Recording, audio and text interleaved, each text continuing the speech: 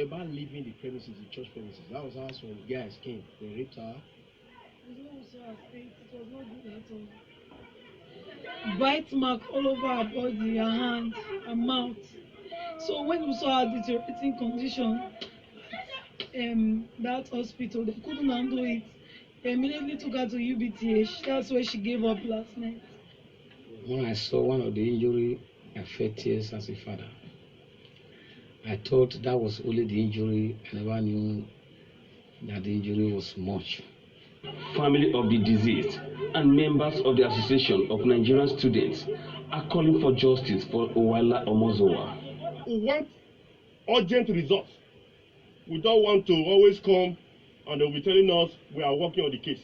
We want to give them 48 hours to give us something concrete, or else Nigerian students will not have any other choice to begin to demand for our rights. The rape and murder brings up so many questions like, how could this have happened in the church of all places? A church is supposed to be a safe place. Wasn't there anyone present in the church to help rescue her when she was attacked? Who are the criminals behind this? In the same vein, Jigawa Police Command has arrested 11 people for allegedly raping a 12-year-old girl in the state. Spokesman of the State Police Command, SP Abioye, confirmed the arrest and said the suspects have confessed to the crime. The case is still under investigation at the state CID in Dutse, Jigawa. This brings me to more important questions like, why are our girls and women keep getting raped in Nigeria? Will it ever stop? This is 100% woman. I am Temitope. 100% woman is the program that gives women a voice in the society, because women should not just be seen, they should also be heard. Discussing this with me this morning is Anthonia Oshinewe. She's a lawyer and the executive director of Fierce Caregivers Initiative.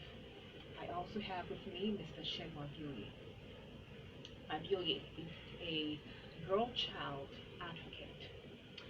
Well, ladies and gentlemen, thanks so much for being here this morning to discuss this very heart-wrenching issue. This has caused a lot of protest, it's caused a lot of anger, a lot of rage, a lot of sadness, because you can just imagine if this happened to you, to one of your family members, or someone that you know, how would you feel? So let's get into this morning. First of all, my first burning question is, why is it that our girls and women keep getting raped in Nigeria? There are always campaigns being made against rape. A lot of sensitization campaigns get done. A lot of so many different kinds of awareness campaigns done against rape. A lot of walks are done on a yearly basis. A lot of money is pumped in to just create that awareness that rape is wrong. It should not be done to anyone, male or female. Why do you think it is so prevalent in our society today? Let me start with Barrister Oshinewe. Thank you. Good morning. Good morning. Well, I think the major reason why we still have a rape in society, let me put it that way, it goes beyond awareness. It goes beyond works. Now, when there's a rape case, like what you said, the Jigawa case, now the suspects confirmed to raping the girl. Reading the story, I think I heard they're proposing to give the lady 30,000 naira. It's so ridiculous, and yet police are still investigating. You find out that in rape cases, police might investigate for 3 years. At the end of the day, the victim will even feel, what's the point? Why would I be going to police station, from police station to court for 3 years? So our justice system has failed us. The right thing has not been done. Now, when these cases are being tried and the suspects are being found guilty and they are being imprisoned, that's another problem we have. The so-called correctional home we have, the question is it actually a correctional center? Now, when somebody decides to rape, a right-thinking man will not go and rape. That means there's something wrong. Now, when that person is being jailed probably for 3 years, at times you get to court and you hear about rape case and the judgment will be 3 years imprisonment. Now, after spending 3 years in correctional center, what happens? The man comes out Has that 3 years actually stopped him from going on with the same crime? Or that 3 years actually built him to keep doing more? So I think these two systems, it goes beyond us advocating. We can actually advocate. But those we're advocating for, I remember there was a time I did a case of a man that raped a 4-year-old girl. And when the man got to, was civil defense that even arrested him for us then, the first thing the man said, what is happening? We should not go to court now. This is the ones he has been doing, he has been going scot-free. It was so annoying. I wish I was not a lawyer. Probably I would have just killed him or something. It was that bad for him to say this is not the first time. The last time he got to police station, he was released. So how come I'm insisting the case must go to court? Now the case has been in court for almost a year before COVID even started, and the man is on bail. So the truth of the matter is, how do we want to get positive results? You can imagine a rape case, someone is alleged to have raped someone, and at the first trial, the first arraignment in court, the person is being granted bail. The person is free to walk on the street. We've seen so many men that they will still go on the street, and you see, I told you. There was a man that was telling the parent of the victim that I told you people just took me to one small court. You see, I've gone there, I'm out, they're not doing anything. They'll just be telling us to come. After some months, nothing will happen. And the truth of the matter is that is actually what happens. Is either it comes from the victim angle where the victim feels so frustrated and like, okay, I don't want to do the case again, which is possible because I can't be going to court for a year and the question keeps coming. Now this is somebody that is emotionally battered, and you keep asking questions, you do cross-examination, you do everything, all in the name of you want to get to the facts of the case.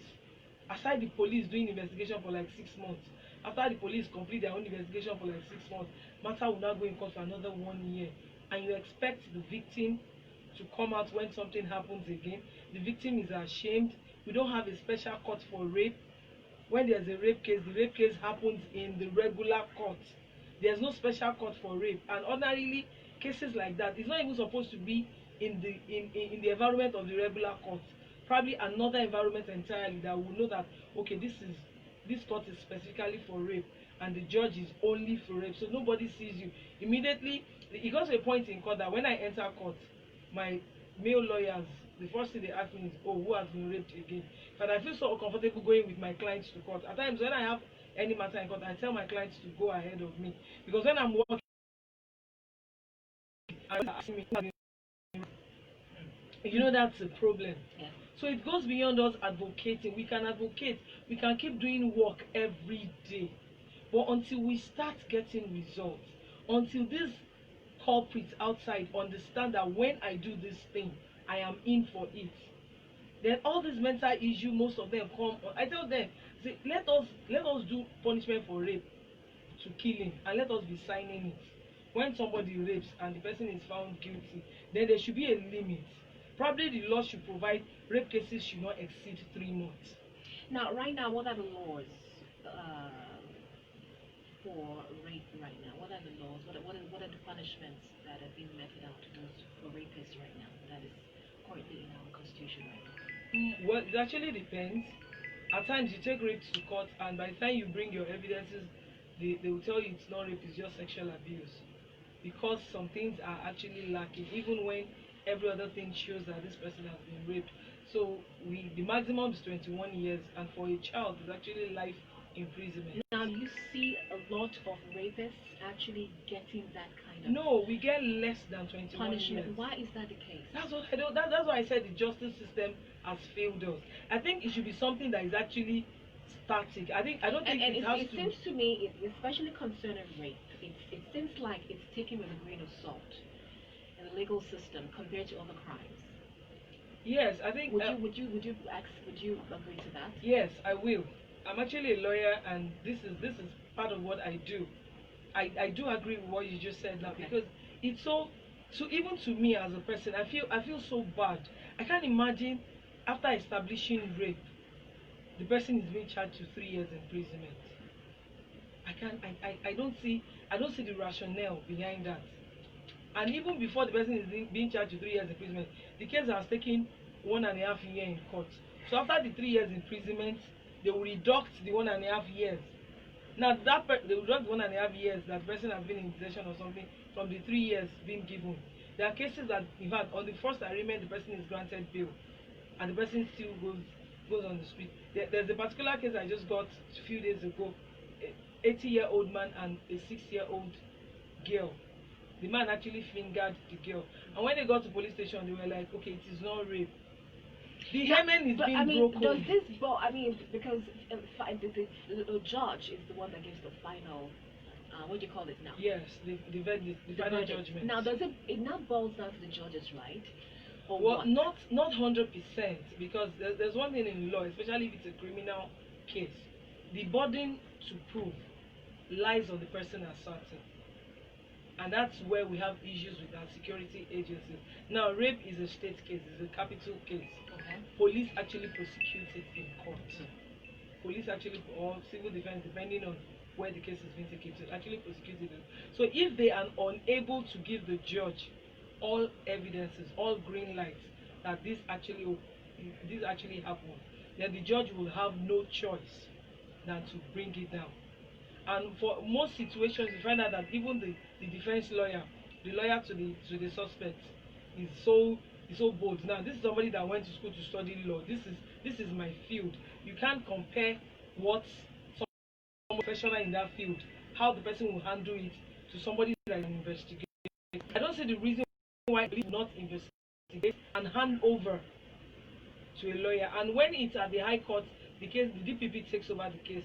The State Ministry of Justice takes over the case. Now, I usually say something, especially for those that work with the government. I usually say whether you work or not, you're going to collect your salary.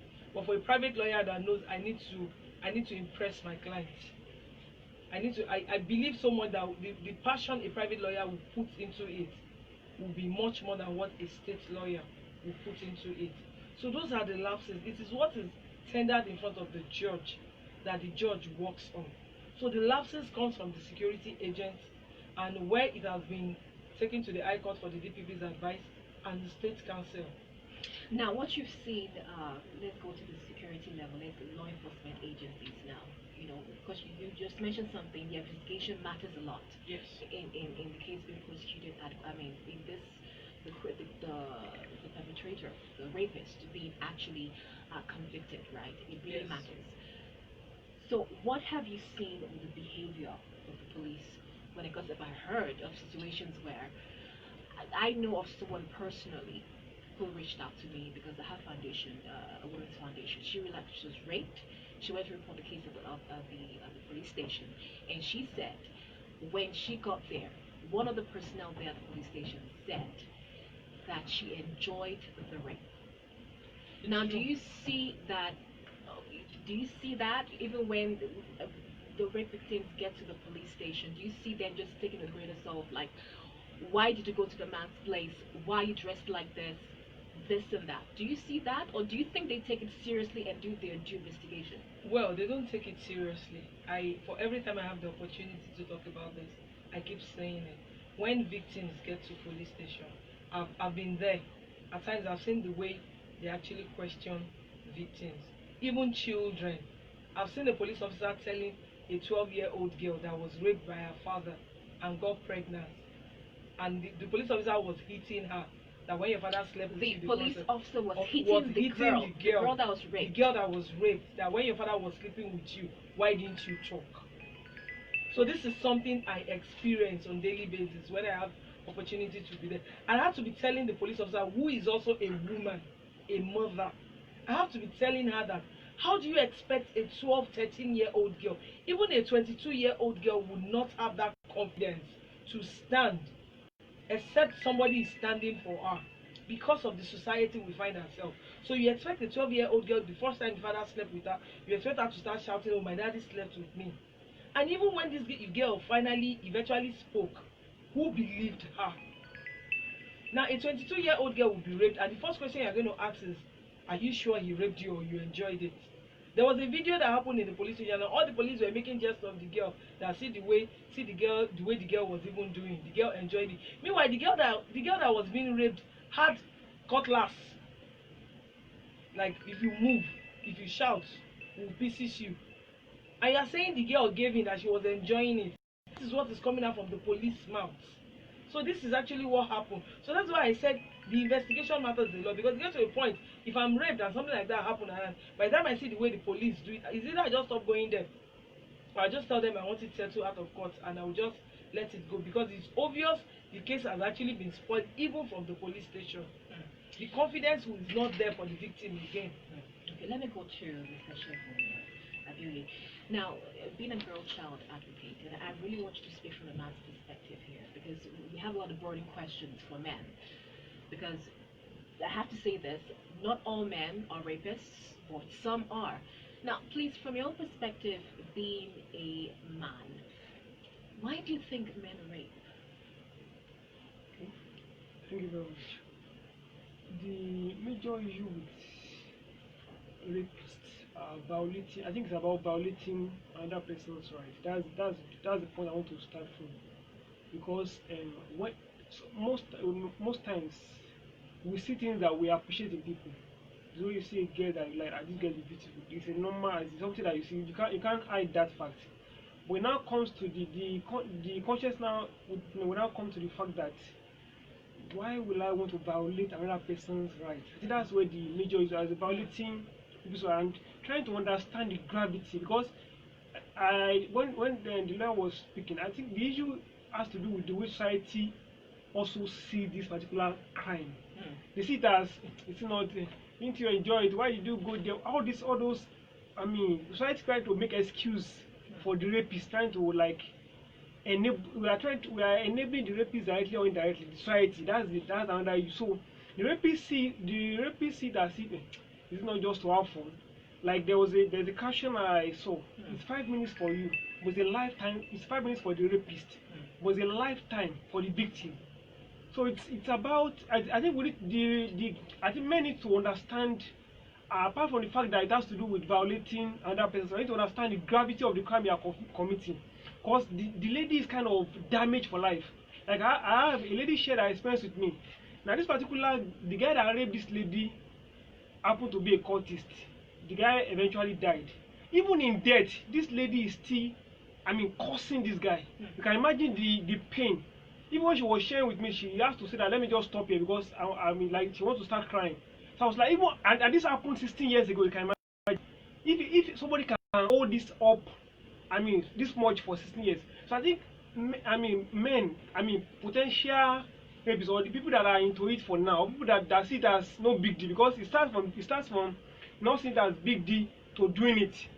You see that it's not just even the comment. When you see comments on Facebook, some are so annoying, be like, why did she go there? Why did she go and read the law? All those stupid comments that make somebody be like, how can you be making an excuse for a rapist? So I think the issue has to do with the way you even see it in the first place, because enabling it makes you one, directly or indirectly. So we have to actually take it up and make it. It's as good as murder to me. That's why it's as good as murder, because it's like you are taking something that is so particular, that's so important to a person, that the person will feel like for the rest of the person's life, the person will have to, pattern. We have to live with it, something that is very painful. So I think men need to understand the gravity. And one of the causes I also notice is drugs. When people take drugs, they kind of lose their sense. They kind of lose their sense. So it makes them to like misbehave. I think that's another point, because it's not always normal to do some things. But by the time you take drugs, it's like it takes you another level kind of, and it makes you to do things. Like that's another side to it. So I think people should just desist from all these acts that can make you misbehave. Okay. All right, thank you very much. If you do want to call in, the number to call is 08108501371. Why do you think rape is still common in our society today? 08108501371. Now, concerning this recent incident with this lady that got raped and killed, there's been a lot of banter back and forth on Twitter and social media, and I came across one that really struck me. Now, this person said this, and he said, many people do not know this and so end up confusing it with rape. When a lady agrees to sleep on the same bed with a sexually active guy, it means she has accepted and ready for whatever happens thereafter. She has nobody else to blame but herself. Let's get the right details. What do you have to say to that? Because a woman agrees to sleep on the same bed with maybe the person is her fiance or maybe boyfriend or something, and this person is saying you're already agreeing to whatever happens after. What do you have to say to that one? 08108511371. If you want to call, please go ahead. Until there is consent, until there is approval from a lady, a guy has no right to have sex with any until there is approval. Until the lady in particular gives her consent. You can't, even if the lady sleeps carelessly, maybe like dress carelessly and sleep on the bed. No, that's another one again. Interesting. A lot of people say that the way a woman dresses is what